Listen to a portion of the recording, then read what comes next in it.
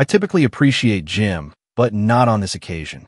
Mandy may reside in his property, although the income she generated from her television role belonged to her, not him, and he had no authority to dictate her expenditure. By the conclusion of Georgie and Mandy's first marriage, Season 1, Episode 18, Jim had been decisively reprimanded, while Audrey accompanied Mandy to the spa. Yet this did not mitigate the annoyance of Jim's behavior. Jim and Mandy fight. After receiving the payment for her TV appearance, Mandy felt a great sense of relief. Her mega earnings from the cafe leave her largely reliant on Georgie's earnings from the car repair shop to sustain the family. The first marriage of Georgie and Mandy occurred in the 1990s, a time when it was unusual for adults to return to their childhood homes in search of financial stability. Because having an unplanned baby is a contributing factor to her financial difficulties, Mandy likely feels guilty or embarrassed that she cannot afford to live alone. Therefore, receiving that sum of money is significant for her. Even while it won't save her and her family from that house, it provides her a little breathing room, and she earned it.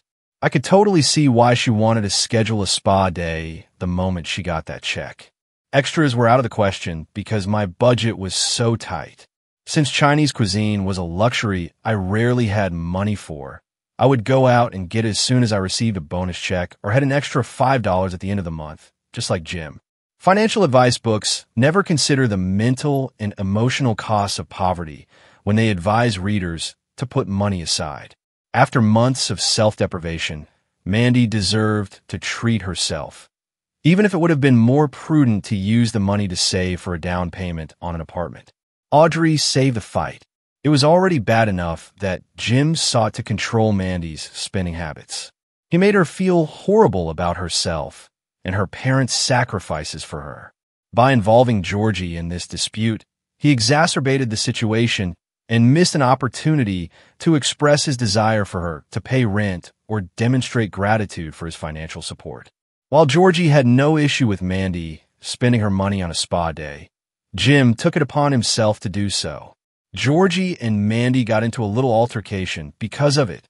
The pair didn't appear to be planning a dramatic breakup just yet, which is good news, but the fight escalated unnecessarily and could have been avoided if Jim hadn't stepped in. Even though it didn't look funny in the ad clip, the sequence where they imitated each other was actually pretty funny. Jim is somewhat to blame because things may have turned out considerably worse. In addition, I usually disagree with Audrey on most issues, but her obstinacy on this matter led me to agree with her. Jim, you rock.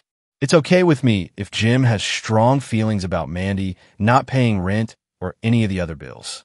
He should have told her how he really felt instead of fiddling with the rent money.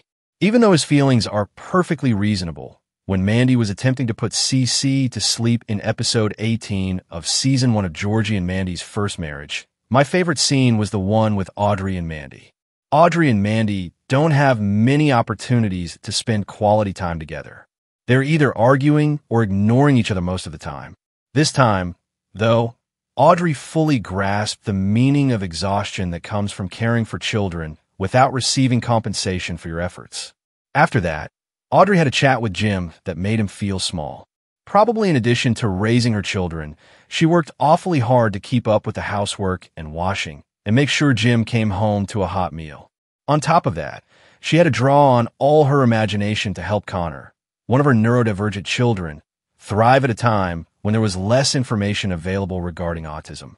Like many men of his time, and even some today, Jim had the gall to reframe all that labor as playing with the kids at home.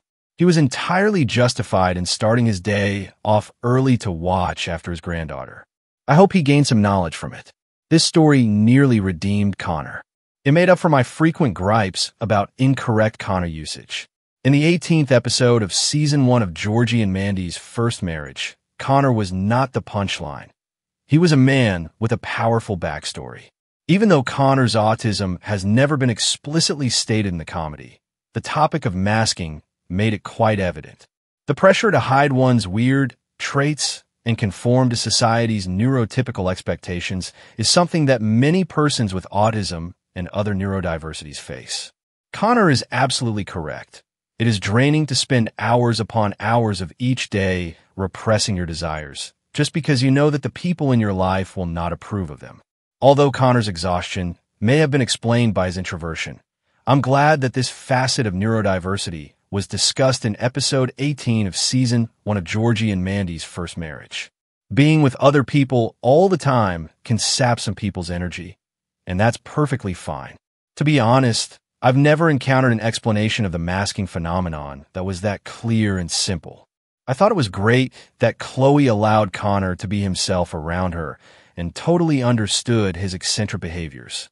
It's not always the case that persons who are autistic or otherwise neurodivergent get that gift.